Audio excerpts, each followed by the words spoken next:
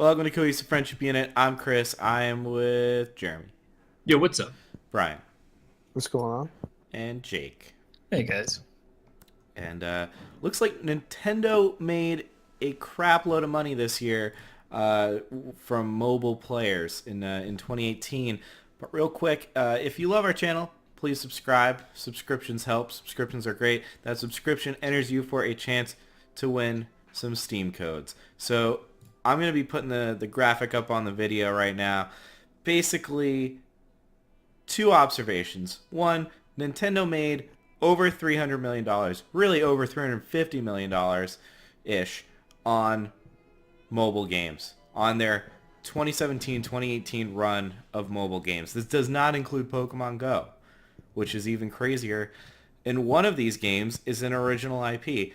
But the second observation is Fire Emblem Heroes, of all things, is getting close to $250 million, which is like far out like leading. It's more than 5 times what Animal Crossing will have made in the year.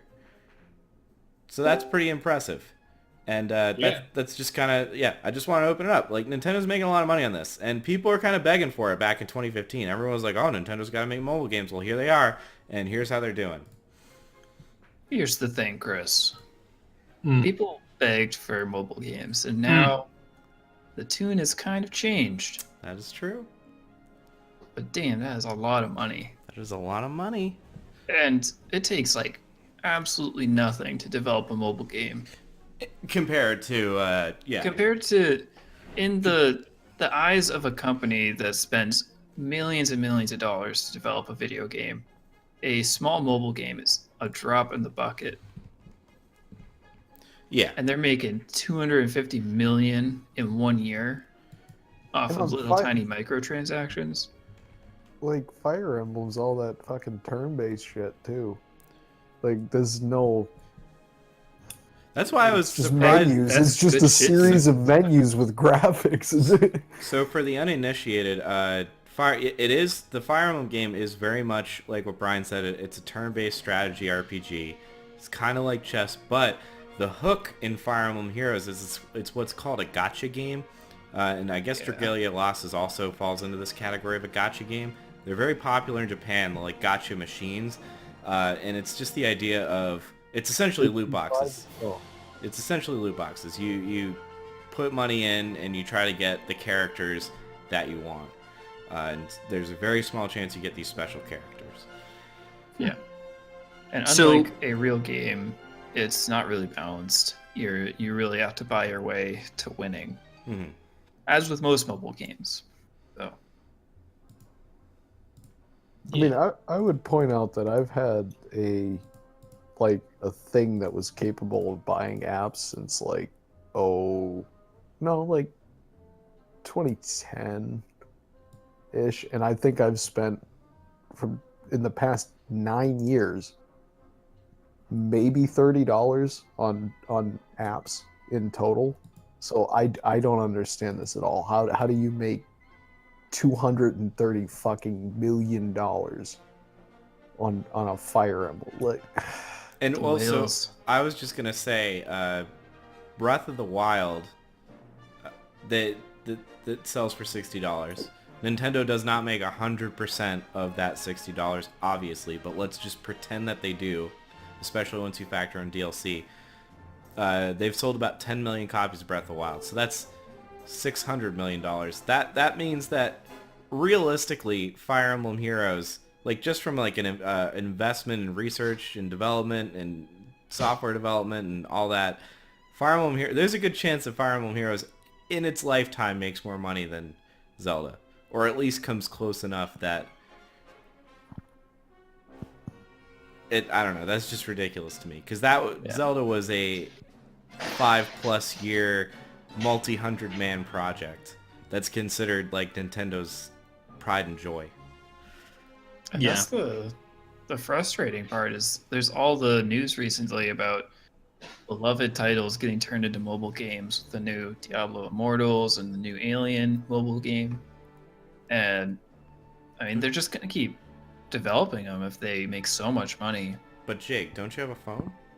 I do have a phone. There was a really good no clip documentary about Fallout Shelters, and in there they said that Fallout Shelters is actually one of their highest grossing titles ever released, which is saying something from the developers, Bethesda, the developers of Skyrim, which is on every single platform in the world, including your TI-84 calculator.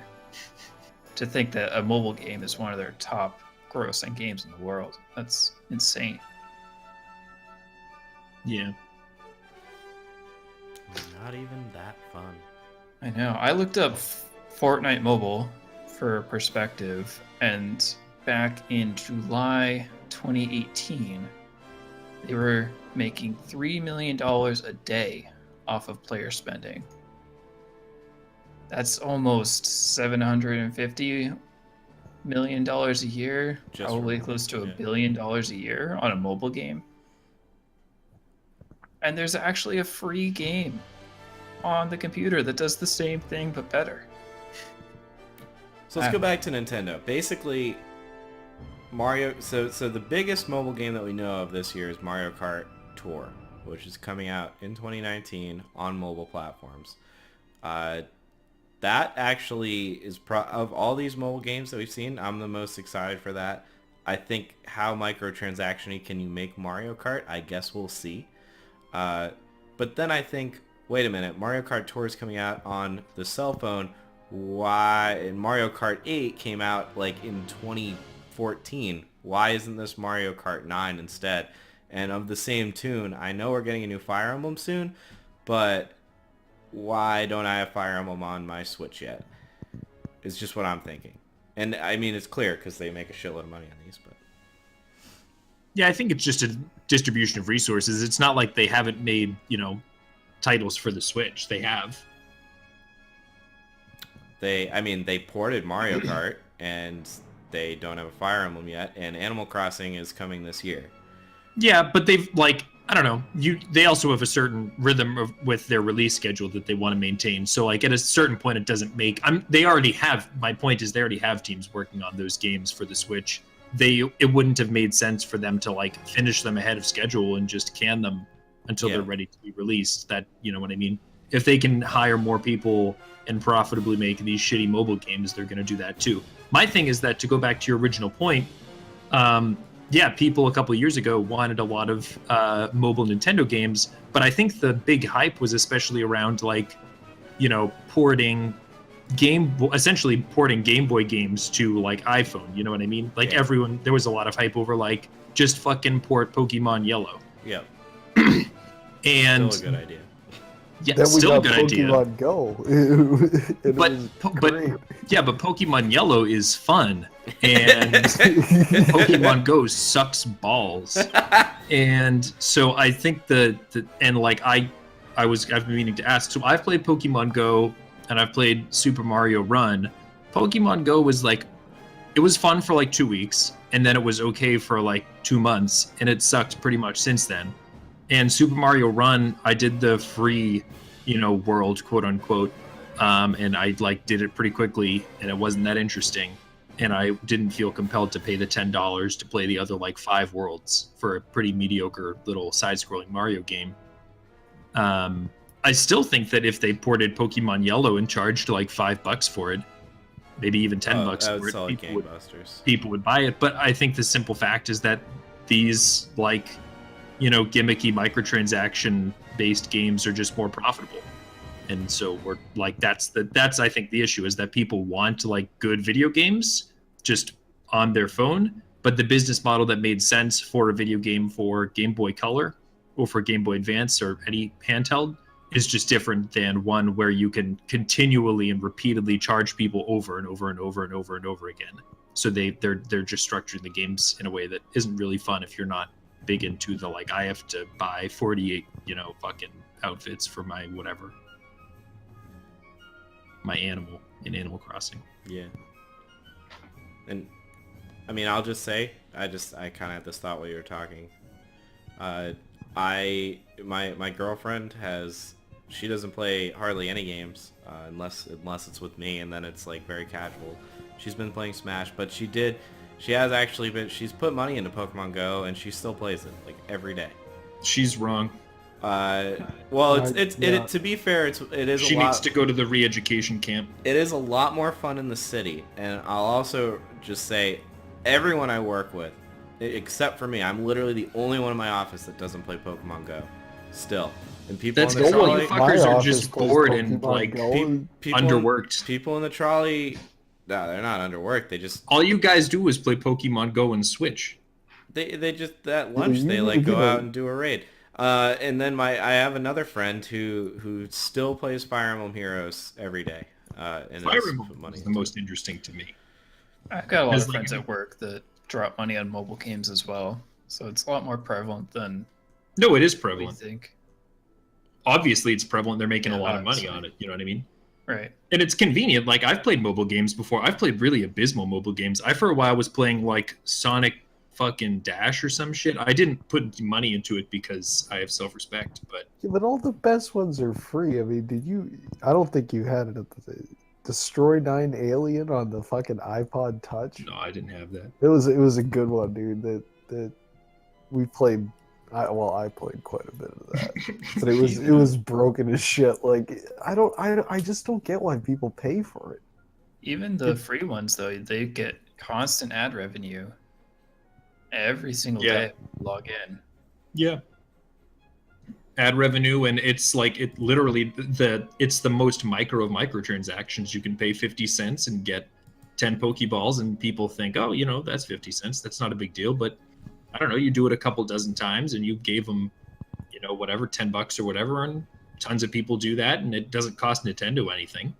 You're just forking over money because it's not like a game back in the day where like you couldn't charge people again once they had bought the game to get more Pokeballs. You needed to build that into the structure of the game. It also Whereas acts now- as like Sure. a gateway. Like if you give people free Animal Crossing and they love it, maybe, just maybe, they'll buy a Switch with Animal Crossing one day. I don't No. know if that's what they're going after. That's never though. happened. That's totally happened. It's never I think- happened. The scary part. That's for the me whole with- point of Let's Go. It was to get Pokemon Go players onto the Switch. I don't That know. was like literally I the bet point they're of the making game. more money on Let's Go, I don't think Or on, Pokemon Go.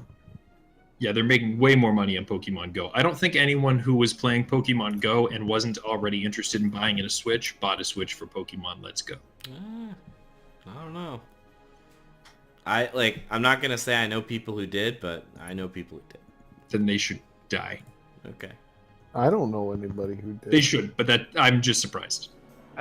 It's weird with Nintendo because they're making all this money on mobile games, but they also have a mobile system that they just came out with. And they're pretty much the only company that I know of that brought a mobile game over to a console game rather than porting a console game over to mobile. So I worry how long it's going to take before they start bringing over the microtransactions of mobile games into Switch games. Yeah, I'm worried about that too. And they like you said, they've co-released mobile games with Switch game. Like Pokemon Quest was co-released on mobile and on Switch. Right. I mean, Go came out before Let's Go on the Switch, and I don't know. I'm assuming it didn't. The development of the development of Pokemon Go didn't prompt the development of Let's Go, but after seeing that success, Yeah, I don't know. they took cues. They had success with Fire Emblem and Animal Crossing on mobile. Who knows what the console release is going to look like? Yeah, I mean, honestly, Mario Kart will probably be huge for them. Yeah. Well, and with the thing they do in 8, where you can buy all like the wheels and the bodies and shit, that's where it's gonna come. That's in. where it's at. That was the first Yeah. thing I thought of. And Yeah. the like cross licensed like get your fucking Lambo. Mercedes and shit. Yeah. Your all the Mercedes Rocket League fucking stuff. G class, because that's Yeah, what you dude. want. The Rocket Yeah, League dude. cars and shit too. Yeah. Get a Um, fucking Bentley. I'm trying to shoot. I can't remember. There was a Mario Kart. Oh yeah, they're definitely gonna put Waluigi behind a paywall, like $100 paywall. That would be hilarious. 100%. I will. That would actually be reiterate, funny. Smash did come out with. It would. I would respect that. That's a fucking baller move. You just know that everyone wants Waluigi, so you put him in the game, but it's legitimately like $100 fucking dollars. Oof.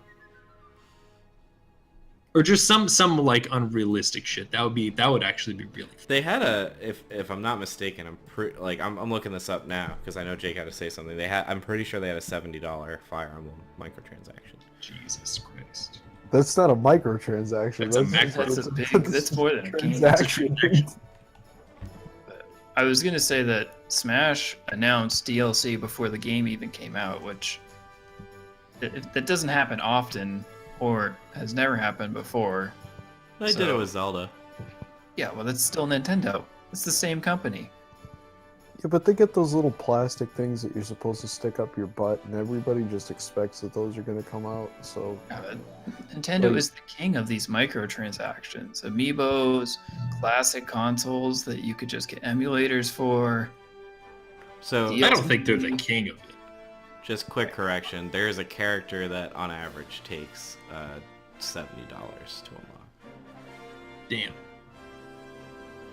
I mean, I guess if you care, like if it means that much to you, but I mean, apparently people are doing $300 microtransactions so they can play a slightly different version of Pokemon Go. So I see Yep. what you did there. that was a deep cut. It's a thinker. I sound that The way. rest of you guys, it'll stick with you. Well, basically, we are all a little down on mobile games, and we hope Nintendo doesn't bring them to console. I think that's where we're at. And congratulations on making an ass ton of money, Nintendo.